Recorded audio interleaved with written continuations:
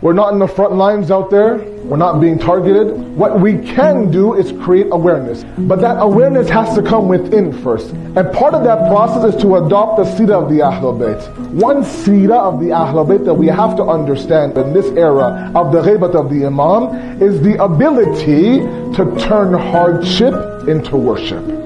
It's not going to get any easier. Our fifth Imam says that if the individuals knew the events that would lead towards the zuhur of my grandson, they wouldn't want to be alive during that time.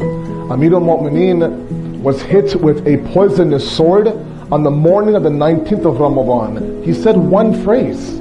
Fustu bi Rabbil Kaaba is a very famous statement, he says. I would say, Amir al-Mu'mineen, you were the one that destroyed 70 kuffar in Badr. You were the one that ripped the door of Khaybar. You were the one that killed Amr ibn Abdaud. You were the one that the Prophet said, "You kullu iman in Jang Khandak." You were 33 years old in Ghadir. But nowhere do we hear the announcement of the success of Amir al-Mu'mineen. When he was hit with the sword, he announced his success.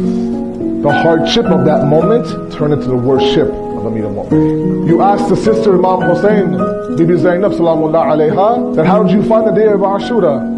Imam Hussein's mission of Karbala ended on Ashura, physically at least. She took that and she continued it all the way back to Medina.